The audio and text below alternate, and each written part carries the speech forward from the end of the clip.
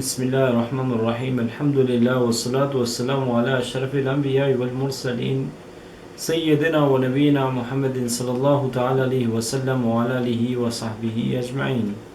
يقول الله تبارك وتعالى في كتابه الكريم بعد أعوذ بالله من الشيطان الرجيم بسم الله الرحمن الرحيم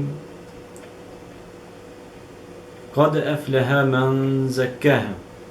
Falenderojmë Allahun Gjelle Gjelaluhu wa Gjelle Shanuhu, paqja qoftë mbi Muhammedin alayhi salatu wassalam, familjen e tij, shokët e tij dhe gjithë ata të cilët i ndjekin këtë udhë të drejtë. Vëllezër besimtar, inshallah kësaj radhe do të mundohemi të trajtojmë një temë me rëndësi në lidhje me edukimin e shpirtit. Sigurisht se shpirtrat ndahen në tre llojesh: shpirti që është ndryshe i quajtur në Kur'an nefs, vjen me emërtimin pra nefs.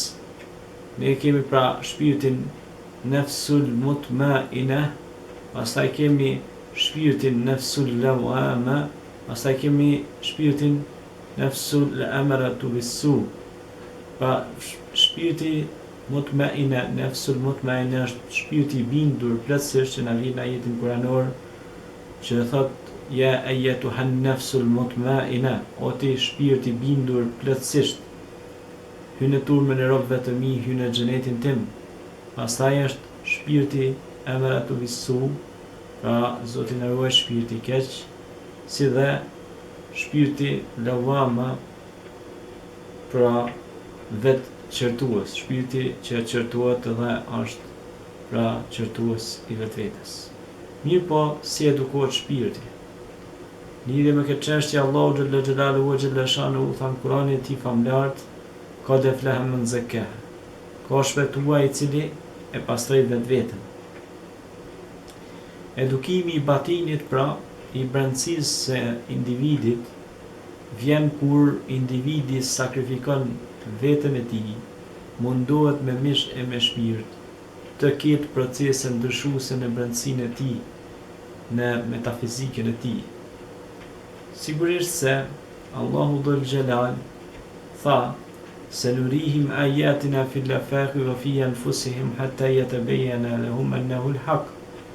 Do ta shihni, pra do të shihni argumentet e mia në horizonte dhe po ashtu në vetët e juaja, wa fi anfusihim, dhe në vetët e juaja, pra keni me pa krijimtarinë e të madhet Allah Dhul Jalal. Prandaj nëse dënë me pa krijimtarinë e Allah Gjelle Shanuhu siç duhet, duhet me eduku batinin, e batini jyt me përmend Allahin Gjelle Shanuhu, me bë dhikrillah, sepse ala bi dhikrillahi tatma'innul qulub, me të vërtet me përmendjen e Zotit qetësohen, ratohen zemrat. Dhe e zemër dhe e gjuhë që përmend Allahun pa ja nda, ajo gjuhë është e gjallë dhe jeton përgjithmonë. Dhe lum ai njeri që përmend Allahun pa ja nda, kudo që shkon, kado që hec, dhe sa është gjallë ta përmend Allahun Gjelle Shanuhu me një përmendje të shpeshtë. Siç thot Allahu në Kur'anin e tij famlart, ja ayyuhalladhina amanu dhkurullaha dhikran kathira wasabbihuhu bukratan wa asila. Pra o ju të cilët keni besuar, përmendni Allahun me një përmendje të shpeshtë dhe shprehni atij lavd dhe falënderim. Shpirti edukohet kur trupi i njeriu është i pastërt dhe mendja e pastërt. Shpirti i njeriu edukohet kur jep me të dy duart. Pra Allahu kanë e dën, pra inna Allaha yuhibbul muttaqin, pra Allahu Gjelle Shanuhu i dën muttaqin, pra bamirësit, ata që japin për përhapjen e diturisë dhe gjërave të mira. Allahu Gjelle Shanuhu pra i dën këta njerëz. Dhe shpirti edukohet vetëm atëherë kur njerëzit japin dhe ndihmojnë ata të cilët janë në nevoja të caktuara. Ndihmon për hapjen e një çesme, një xhamie, apo shtrimin e një rruge, apo çeljen e një fabrike, apo ndihmon të varfrit, jetimet, bonjakët, të ngelurit në udhë, mjeranat, njerëzit e lodhur dhe të raskapitur. Pra Allahu xhaleshanuhu don përmes këtyre veprave me pastru shpirtin tonë. Shpirti pastrohet edhe duke përmend pra Zotin.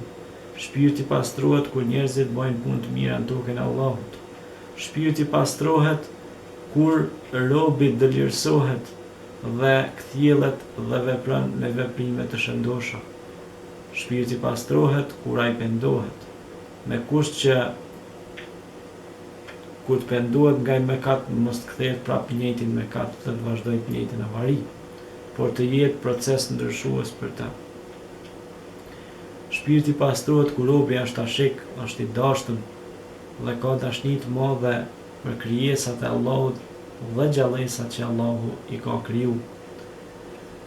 Shpirti pastrohet kur insani lidhet me dituni, por atë dituri e ka ilmun nafian, pra dituri të shëndosh, dobishme, dhe përmes saj ditunie i mëson dhe të tjerë, por i vën edhe në praktik këtë dituri. Prandaj lutim Allahun xhaleshanuhu që të na pastrojë zemrat tona nga gjunahet, nga mëkatet, dhe inshallah do të vazhdojmë pjesën tjetër të radhës për edukimin e shpirtit. Dhe lusë Allahun xhaleshanuhu që të na pastrojë shpirtat tonë dhe të na bëjë prej banorëve të xhenetit. Amin ajma'in salihin.